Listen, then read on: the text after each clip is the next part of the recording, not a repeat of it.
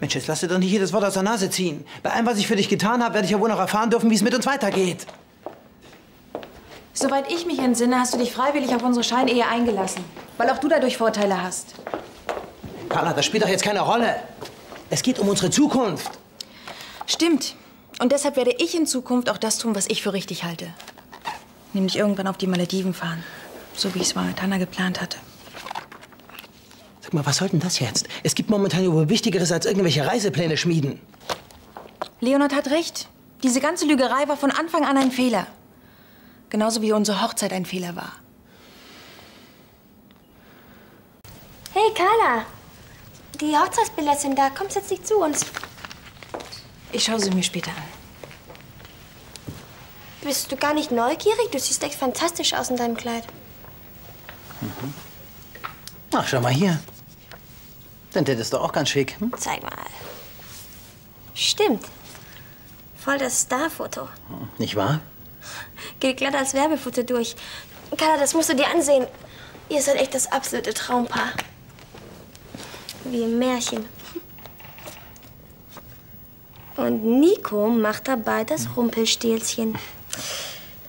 Ich glaube, ich zeig ihr das.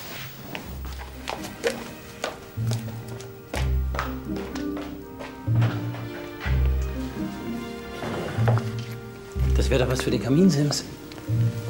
Glaubst du nicht, du solltest dir endlich die Wahrheit sagen? Das kommt überhaupt nicht in Frage. Tut mir leid, aber ich weiß nicht, wie lange ich dieses Theater noch durchhalte. Carla, das funktioniert doch alles prächtig. Vanessa, die hält uns für das Traumpaar schlechthin. Und ich habe nicht vor, ihr diese Illusion zu nehmen. Wie komme ich überhaupt zu diesem Verhör? Der Graf hat dir eben erst das Du angeboten. Und jetzt nennt er dich auf einmal Herr von Ballenbach-Lahnstein und guckt dich dabei an, als ob er dich am liebsten rausschmeißen würde. Ich habe es dir eben erklärt. Johannes hat die schlechte Presse der letzten Tage nicht gut verdaut. Du willst mir doch nicht weismachen, dass er dich wegen dieser blöden Unterstellung nicht mehr duzt. Es sei denn... Dad, was ist dran an den Geschichten über dich und diese Evelyn?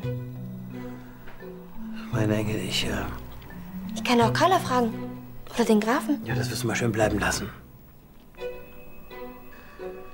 Also gut, ich war, was mein Verhältnis zu dieser Evelyn betrifft, nicht ganz ehrlich zu dir. Du hattest wirklich was mit ihr? Ich weiß ja auch nicht, wie es dazu gekommen ist und dann auch noch so kurz vor der Hochzeit. Aber leider. Es stimmt. Das ist ja wohl das allerletzte.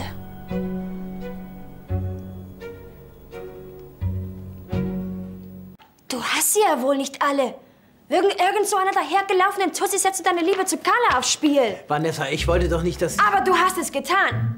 Ihr Männer seid echt zum Kotzen. Moment, ja? Diese Evelyn war ja nicht ganz unbeteiligt. Ach, erst betrügst du Carla mit dieser Schlampe, dann willst du nicht mal schuld sein? Das ist sowas von typisch. Carla. Mein Vater hat mir das mit Evelyn gerade gestanden. Das tut mir total leid für dich. Bernd und ich haben das geklärt. Evelyn ist zwischen uns kein Thema mehr. Das hast du einfach so geschluckt? Naja, weißt du... Wir lieben uns. Weißt du, da kann man sich doch mal so eine kleine Dummheit verzeihen. Nicht wahr, Carla? Siehst du, mein Engel, so schnell kriegt man uns nicht auseinander. Außerdem war das Evelyns Idee, wie die sich an mich rangemacht hat. Du hast es ihr vermutlich nicht sehr schwer gemacht. Ich hatte doch keine Chance. Gegen diese falsche Schlange war ich doch vollkommen machtlos. Letztendlich bin ich auch nur ein Opfer. Wenn einer hier Opfer ist, dann ja wohl Carla. Das ist alles, Viktor, danke. Dann darf ich mich empfehlen. Der jetzt schläft noch? Ja. Der hat vielleicht Nerven. Carla, ich finde das echt bewundernswert, wie du damit umgehst. Ich wäre bestimmt nicht so cool. Vanessa, ich möchte dieses Thema endlich abhaken. Es macht dir doch mehr aus, als du zugibst, oder? Kein Wunder, so kurz vor der Hochzeit betrogen zu werden. Vanessa, jetzt glaub mir doch endlich. Die Sache ging einzig und allein von Evelyn aus. Und du bist nur das arme Opfer, ich weiß. Ja, die hat das von Anfang an geplant. Die lässt doch jetzt noch nicht mal locker. Und wer sagt, dass sie dich nicht noch mal rumkriegt? Einmal habe ich mich auf sie eingelassen. Ein zweites Mal wird mir das nicht passieren. Das sagst du. Ich schwör's dir. Und Carla weiß, dass sie mir vertrauen kann. Ja, und das 100%ig. Ach, diese Evelyn ist echt ein Miststück. Carla nicht da? Ist noch im Bad. Ich muss ihr gleich was erzählen. Scheint sie wieder bester Laune zu sein. Ja. Carla freut sich bestimmt auch, dass diese Schlampe dir in Zukunft nicht mehr auf die Pelle rücken wird. Also wenn du damit diese Evelyn meinst, ich dachte, mit dem Thema sind wir durch. Das sehe ich anders. Du hast doch selbst gesagt, dass diese Ziege keine Ruhe gibt. Höchste Zeit also, dass sie endlich mal jemanden zur Rede stellt. Ich verstehe nicht ganz. Ich habe gerade mit ihr telefoniert. Wir treffen uns gleich im Schneiders. Was? Einer muss ja was gegen diese aufdringliche Kuh unternehmen. Das ist nicht dein Ernst. Vanessa. Engel, jetzt überleg doch mal. Es gibt nichts zu überlegen. Ich treffe mich gleich mit dieser Evelyn und danach lässt sie euch in Ruhe. Du bist doch meine Tochter. Da wird sie sich ja bekommen was von dir sagen lassen. Und wenn sie nicht weiß, dass ich deine Tochter bin? Sie glaubt, sie trifft sich mit einer Assistentin aus dem Auktionshaus. Das kauft sie dir doch nie im Leben ab. Die hatte ich doch gesehen, als Carla mir diese Ohrfeige gegeben hat. Da hat sie ja wohl kaum auf mich geachtet. Ja, weil du ja auch immer so unauffällig bist. Na, wie auch immer. Sei bitte so freundlich und halte dich von dieser Evelyn fern. Carla, findest du nicht auch, dass... Mein liebes Fräulein, jetzt hör endlich auf, dich in meine Angelegenheiten einzumischen. Deine Angelegenheiten? Meinst du, mich betrifft das nicht? Vanessa, mir platzt gleich der Kragen.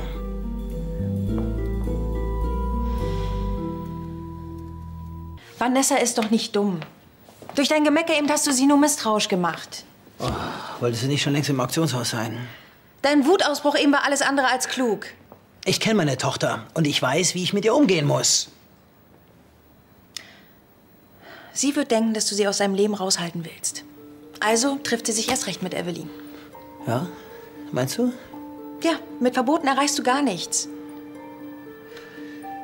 Zu diesem Treffen mit dieser Evelyn darf nicht kommen. Und wenn ich ihr die Zimmertür zunagel. Ja, brillante Idee. Vanessa darf nicht erfahren, dass unsere Ehe nur ein Fake ist. Sie soll nicht wissen, dass ich eine Scheinehe mit einer, verzeih mir, Lesbe führe. Verstehst du denn nicht? Wenn es zu einem Skandal kommt, dann steht viel mehr auf dem Spiel als dein männliches Ego. Du weißt doch, mein Vater duldet unsere Verbindung nur, solange wir den Schein nach außen wahren.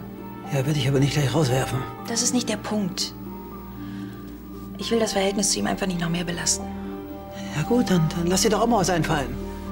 Schließlich war diese Evelyn deine Geliebte.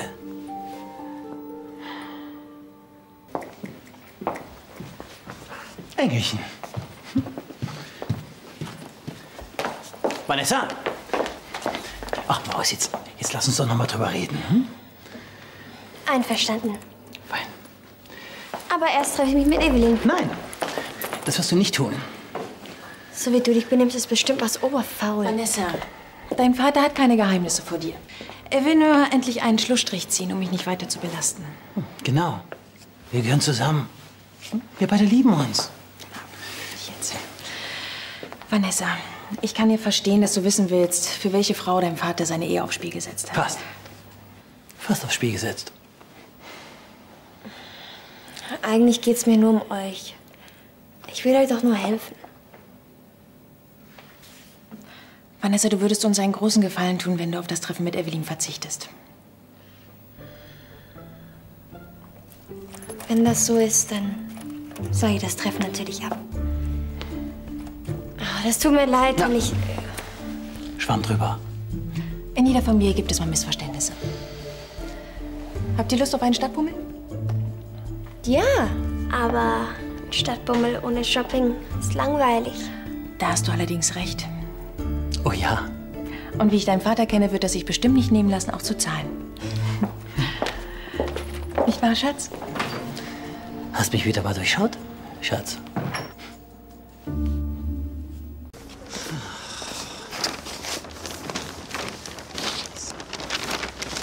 Also nochmal mache ich das nicht mit, nochmal nicht.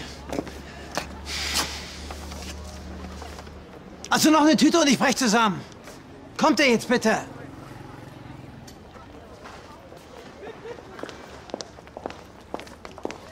Carla, das ist wirklich unglaublich. Da versuche ich schon seit Jahren, das Limit von der Kreditkarte zu knacken. Und heute habe ich das zum ersten Mal geschafft. Na, herzlichen Glückwunsch. Ich habe schon immer gewusst, wenn das jemand schafft, dann bist du das. Aber ohne dich hätte ich das nie gemacht. Carla, gehst du bitte noch mal mit mir shoppen? Na klar, wann immer du willst. Ja, ist ganz schön anstrengend, jetzt Geld auszugeben, oder? Danke für die Mühe. Ach komm, du hältst dich doch ganz tapfer. Ja, ich wäre trotzdem dankbar für eine kleine Pause. Was haltet ihr davon? Hm? Frische Austern und Champagner am Schneiders? Cool. Ach, guck mal, ein Taxi. Hallo, Taxi! Na fein. Das ist das Timing, hm? Ach, Hi Carla. Ihr habt ja mächtig zugeschlagen. Hallo Evelyn. Na, willst du auch einkaufen? Nein, ich bin auf dem Weg zum Flughafen. Meine Maschine geht in einer Stunde. Ein Angebot aus Dublin. Oh, du willst uns also verlassen? Ja, endgültig.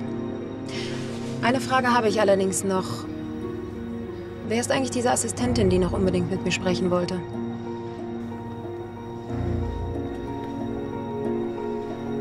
Was soll das heißen? Das war alles nur ein Missverständnis.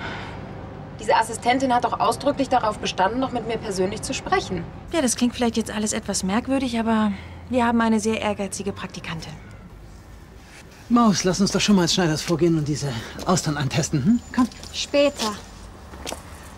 Ich denke, ich kann Ihre Frage beantworten. Vanessa, ich denke, das ist keine gute Idee. Da bin ich aber gespannt. Ich habe mich als Carlas Assistentin ausgegeben. Aha.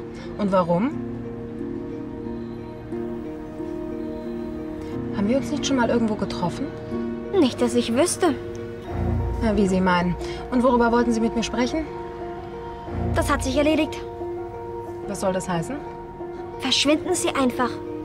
Fahren Sie zum Flughafen, steigen Sie in Ihren Flieger und mischen Sie sich nie wieder in die Ehe meines Vaters ein. Verstanden? Wie bitte? Ich glaube, Sie verstehen nicht. Sparen Sie sich Ihre Ausreden. Vanessa, bitte.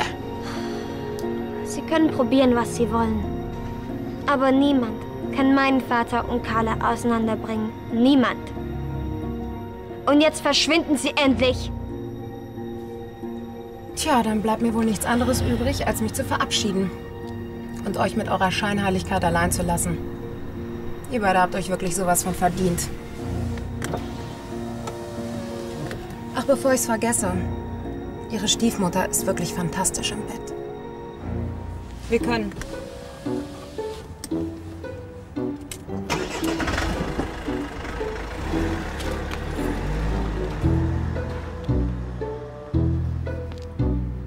Was meinte sie damit? Mit Dublin? Wird geschäftlich irgendwie unterwegs sein. Dad, was meinte sie mit ihre Stiefmutter ist fantastisch im Bett? Ach, Engelchen, du weißt doch, ich meine, wenn Frauen Daddy nicht erobern können, dann flippen die aus. Das ist Überreaktion. Bernd, hör doch endlich mit diesem Theater auf. Sag Vanessa die Wahrheit.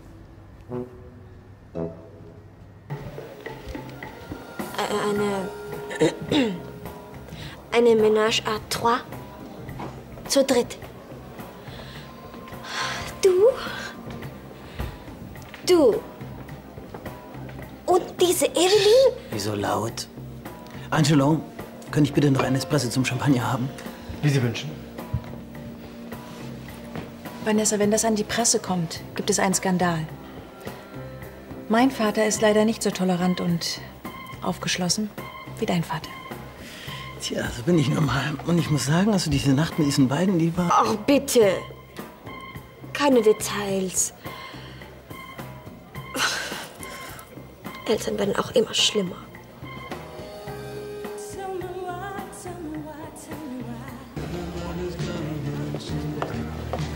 Du, sag mal, hast du was dagegen, wenn ich mit den Jungs noch ein bisschen um die Häuser ziehe?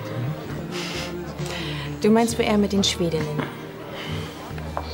Naja, Klar, ich gönn's dir. Amüsier dich recht schön. du bist ein Schatz. Hoffentlich läuft mir Vanessa nicht über den Weg. Jetzt mal den Teufel nicht an die Wand. Deine Tochter hat sich in letzter Zeit schon genug über uns gewundert. Ja, wird schon nichts passieren. Hm? Tschüss. Tschüss.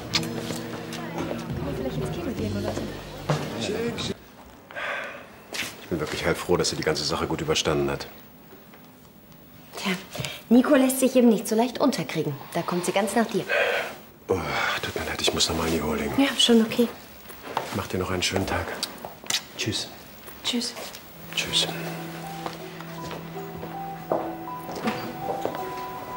Wenn ich sehe, wie liebevoll er mit Nico umgeht, dann wird mir doppelt bewusst, wie unterkühlt unser Verhältnis ist. Carla. Er liebt dich doch genauso sehr wie Nico. Gerade deshalb trifft es ihn so hart, dass du ihn belogen hast. Du weißt, anfangs habe ich dir deine Gefühle für meinen Vater nicht abgenommen. Ja, Das tut mir leid. Ich weiß jetzt, dass du ihn von ganzem Herzen liebst. ja. Auch wenn wir nicht immer ganz einer Meinung sind. Es freut mich wirklich sehr, wie glücklich ihr seid.